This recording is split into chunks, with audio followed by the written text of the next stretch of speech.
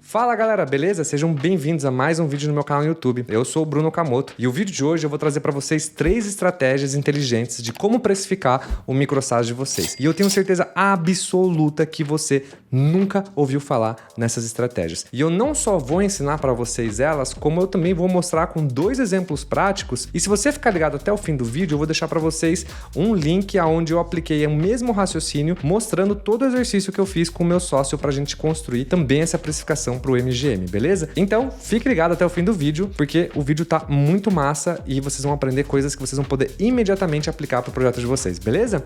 Partiu pro vídeo de hoje. Galera, começando então, vamos dar um contexto para vocês, tá? Essa ideia, né, essas métricas, elas vieram enquanto eu estava estudando, né, para eu lançar o meu novo produto que eu estou lançando para ajudar você a construir um microsas. E durante esses estudos, um dos pilares que eu sempre tive um pouco de dúvida de como realmente fazer algo prático era a questão de precificação, porque existe muita teoria em torno de precificação, mas eu queria achar algo palpável e algo que fizesse muito sentido. E eu me deparei com um artigo de um empreendedor chamado Patrick Campbell, que é o CEO de um SaaS chamado Profitwell, que é uma ferramenta de métricas para SaaS, e o Patrick ele fala sobre uma métrica, né, que ele chama de value metric ou métrica de valor. Em ler o artigo e entender certinho como funciona, eu consegui conectar um pouco do que o Patrick trazia de insights no modelo de precificação dele e unir um pouco com a minha experiência que eu vim também estudando para construir e aplicar para o MGM e depois transformar esse conteúdo para vocês. Então, os 3 grandes pilares que eu aprendi sobre precificação são o seguinte. O primeiro pilar se chama Value Metric, ou métricas de valor. O segundo pilar, ele se chama Time to Value, ou tempo para o valor. E a terceira se chama Value Proposition, ou proposta de valor. Então vamos falar sobre o primeiro, que é o Value Metric. O Value Metric, ele é o valor que você gera para os seus usuários. Quando eu digo valor, é o que o seu usuário colhe no final do seu SaaS. Então você tem uma ferramenta para produtividade que você ajuda as pessoas a serem mais produtivas. Mas o que é ajudar alguém a ser mais produtivo? O que no final do dia você está gerando para essa pessoa quando você dá essa eficiência para ela? Ou seja, você está gerando para ela uma economia de tempo, talvez? Ou você está gerando para ela uma economia financeira? O mesmo exercício se aplica, por exemplo, para outras verticais. Quando você constrói uma ferramenta, por exemplo, de e-mail marketing, o que você está gerando para essas pessoas que usam o seu e-mail marketing? Eu vou citar exemplos, né? Mas eu primeiro quero deixar uma reflexão. Qual é o valor por trás da sua ferramenta que você gera para o usuário nesse primeiro momento? Porque o produto, ele é um produto, mas ele executa uma série de funções, uma série de ações que ele gera algo para esse usuário. Ele o torna mais produtivo, ele ganha mais tempo ou ele economiza mais dinheiro. Então, o Value Metric é esse valor que você gera, que normalmente está dentro dessa camada de tempo ou dinheiro, né? Em grandes pontos macros assim. O segundo ponto é o Time to Value, ou seja, quanto tempo esse usuário demora e quantas etapas são necessárias para que esse usuário encontre esse valor o mais rápido possível. Que a gente também pode até considerar isso como o nosso aha moment, que é esse momento que eu falo e deixo aqui embaixo um link no vídeo que eu explico isso melhor, mas é o momento que o usuário encontra efetivamente a solução para o problema dele dentro da sua ferramenta e que ele de fato começa a usar a ferramenta. E a proposta de valor, que é o Value Proposition, ou seja, a proposta de valor é o valor, o benefício que o seu microsas gera para os seus usuários no fim do dia. A proposta de valor, ela não está necessariamente vinculada a funcionalidades, mas sim a uma comunicação e uma percepção de valor, porque nada adianta se você gera um valor para o usuário onde o usuário não concorda com essa geração de valor. Então a comunicação da proposta de valor, ela é muito importante. E quando você soma esses 3 pilares, a gente chega à seguinte conclusão. Enquanto a proposta de valor é a fundação do seu negócio, que é o valor percebido e gerado pelo seu cliente, o time to value é o que leva ele o mais rápido possível para essa geração de valor, e o value metric é a métrica que você mede essa geração de valor, que posteriormente te permite precificar o seu micro-SaaS. Então eu vou dar para vocês agora alguns exemplos na prática do que realmente é essas três, para eu não ficar falando grego aqui e vocês entenderem vendo um estudo de caso de verdade, beleza? O primeiro estudo de caso que a gente vai falar é sobre um micro-SaaS chamado Chat ADV, de um empreendedor chamado Paulo Dantas, que foi um aluno meu na minha escola. E o Paulo, ele desenvolveu esse micro-SaaS e nada mais é do que uma API da OpenAI plugada no WhatsApp, onde ele se focou na vertical de advogados e ele construiu um assistente que gera contratos para as pessoas de uma forma precisa e rápida por WhatsApp, além de suportar dúvidas ou coisas cotidianas para os advogados. E o Paulo, quando ele lançou esse micro-SaaS, que inclusive eu tenho um artigo super legal sobre o estudo de casos dele que eu vou deixar aqui embaixo também, ele testou várias coisas e testou vários canais de distribuição e testou várias ferramentas e por fim o Paulo conseguiu achar um modelinho que ele estava conseguindo gerar uma quantidade de leads bacana e ele estava começando a tracionar o seu micro-SaaS, mas ele estava com um churn muito alto e ele estava com dificuldade de encontrar essa proposta de valor para os seus usuários. No final do dia, o Paulo achava que a proposta de valor dele era a inteligência artificial, era o produto dele, era essa agilidade dessa confecção desses contratos por WhatsApp. Mas o que o Paulo não tinha percebido na época é que para ele a proposta de valor era o produto, era essa inteligência artificial e o Paulo se focava muito em melhorar o produto, em melhorar a experiência, quando ele não estava enxergando o valor no final do dia gerado por esses usuários. Foi aí que num bate-papo com o Paulo, eu cheguei para ele e falei assim: Paulo, quando o seu usuário gera um contrato no WhatsApp, o que ele ganha com isso? O que de verdade ele está ganhando com isso? Ele está gerando um contrato e o contrato faz o que por ele? Faz ele ganhar tempo, certo? Ou seja, você economizou 2 a 3 horas que um advogado teria que ir lá confeccionar um contrato. Então, o valor percebido pelo usuário está nesse ganho de tempo, que posteriormente pode permitir esse usuário, consecutivamente, ganhar mais dinheiro. Se ele tem mais tempo, permite que ele venda mais serviço, ou seja, que ele ganhe mais dinheiro. Então, a sua geração de valor, ela é em gerar tempo para as pessoas e intrinsecamente gerar mais ganhos, né? Então, quando a gente conversou com o Paulo e o Paulo percebeu isso, o Paulo resolveu fazer um teste e ele mudou toda a comunicação dele da ferramenta e toda vez que era gerado um contrato, um documento jurídico no seu WhatsApp, ele enviava uma mensagem para o usuário falando: olha, esse contrato te economizou 3 horas, 4 horas, esse documento te economizou 1h30. E o bot, ele dava uma percepção de valor para o usuário que talvez ele não tivesse percebido sozinho. E com essa percepção, isso acabou mudando completamente a forma como os advogados interagiam com a ferramenta. Para você ter uma ideia, o churn do Paulo, logo com essa mudança na comunicação, nas vendas, no site, ele saiu de 8,8% para 1,7%. Ou seja, uma redução de churn drástica que impactou imediatamente nele. Outra coisa foi que as vendas, principalmente das assinaturas anuais, dispararam 30%. Ou seja, olha como é importante a gente entender a comunicação, né, da proposta de valor, e essa comunicação, ela é às vezes muito mais importante do que qualquer coisa na sua companhia, porque se você acerta uma comunicação mostrando o valor que você gera para os seus usuários, faz com que eles não precisem pensar sobre isso e que seja algo explícito para eles, ou seja, algo que eles batam o olho e falam assim: puta, entendi, faz todo sentido e eu tenho esse problema e essa ferramenta vai me gerar exatamente essa solução que intrinsecamente vai gerar esse valor. Então, é muito mais factível, né, você, digamos, convencer, entre aspas, uma pessoa a entender o que de fato você está resolvendo para ela. Além disso, o Paulo também percebeu um aumento drástico dos feedbacks na ferramenta dele. E esses feedbacks começaram não só a vir como feedbacks de funcionalidades ou de produto, mas começaram a vir com feedbacks de melhorias na confecção dos documentos que consecutivamente economizaria mais horas para os advogados. Olha que bacana esse estudo de caso, né? E uma lição que o Paulo deixa nessa mudança, né, de paradigma, de mindset na cabeça dele, é que a percepção do Paulo é que a solução, né,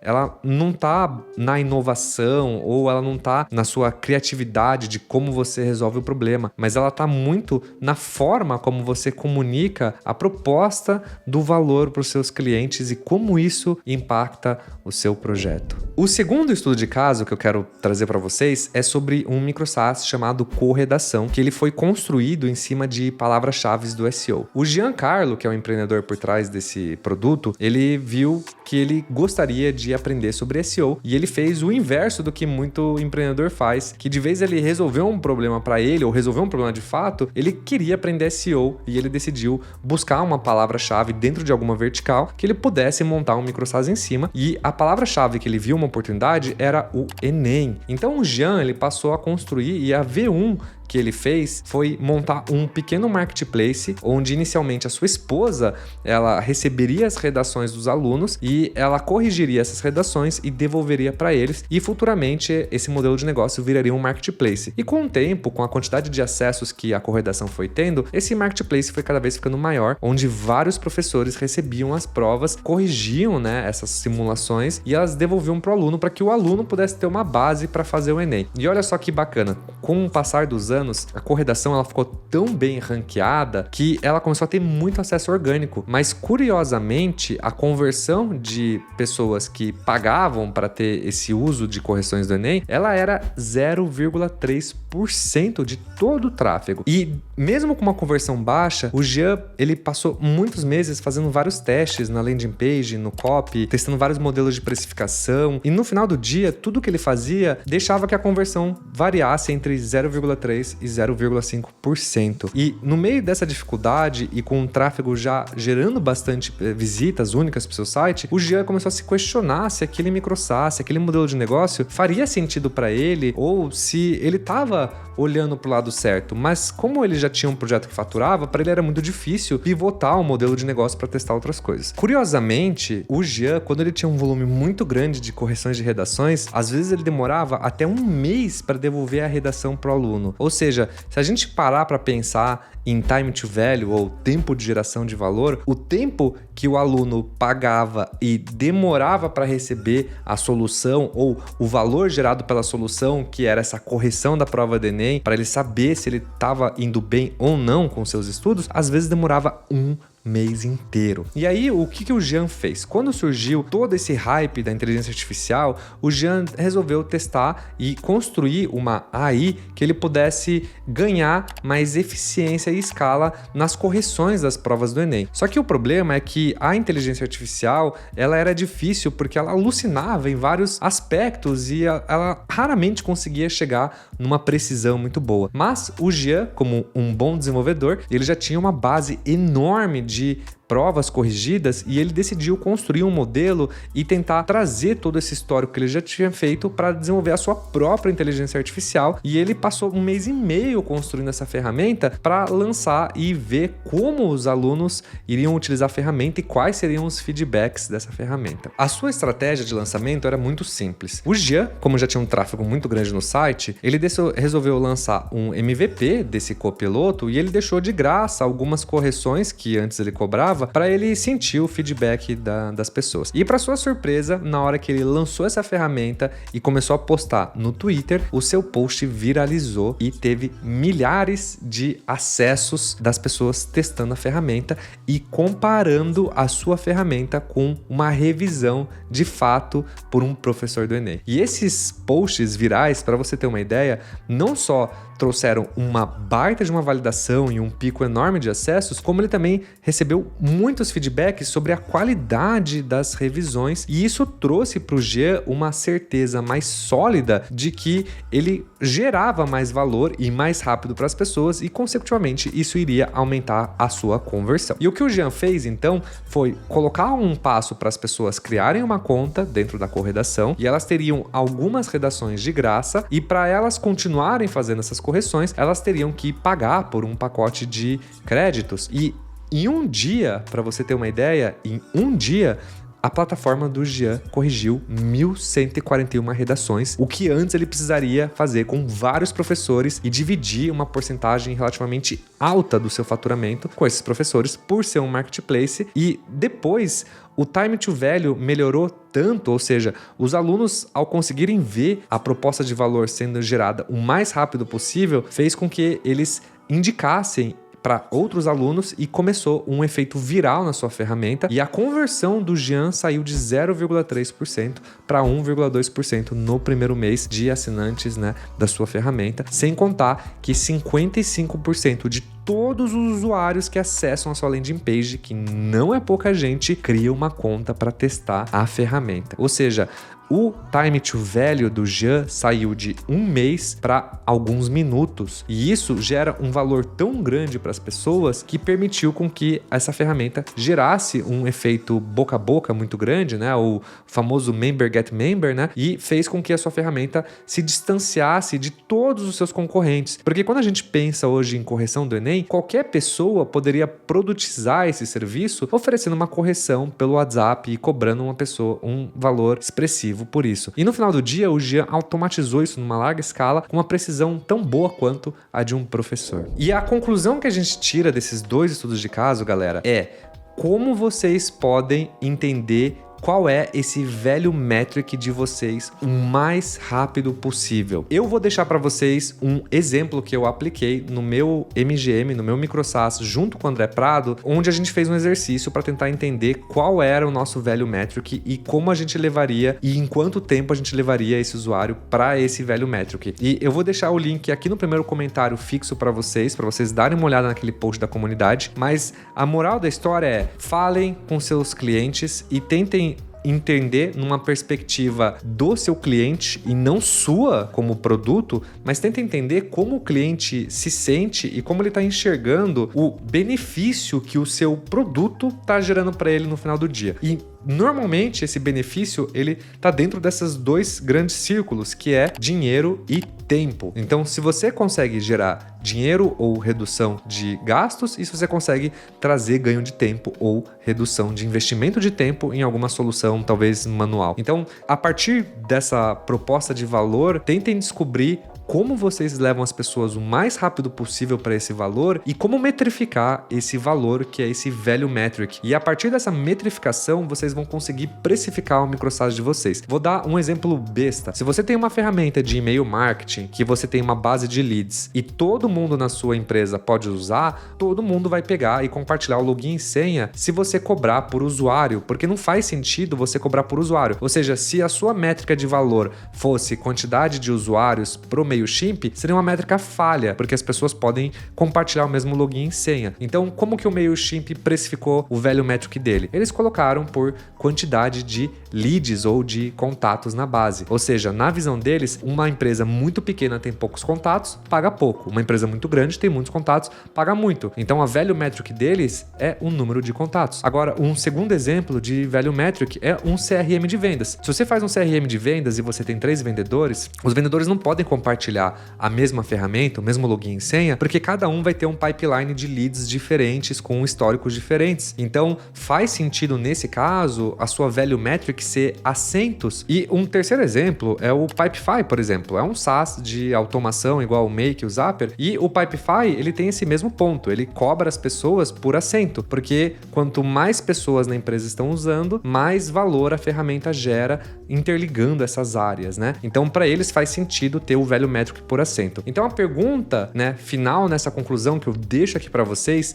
é: qual é essa métrica de valor e como você faz com que o seu usuário chegue o mais rápido possível nela, e se você está comunicando essa proposta de valor, esse benefício, da forma que os seus usuários concordem, né, com o benefício gerado. Porque também nada adianta você gerar um benefício e o cara não concordar com esse benefício gerado, beleza? Galera, eu espero que esse vídeo tenha ajudado vocês e, de novo, não deixem de praticar no microsite de vocês. Nada adianta eu falar e vocês não irem no final do dia conversar com os clientes para vocês terem essas percepções, beleza? Vejo vocês na semana que vem.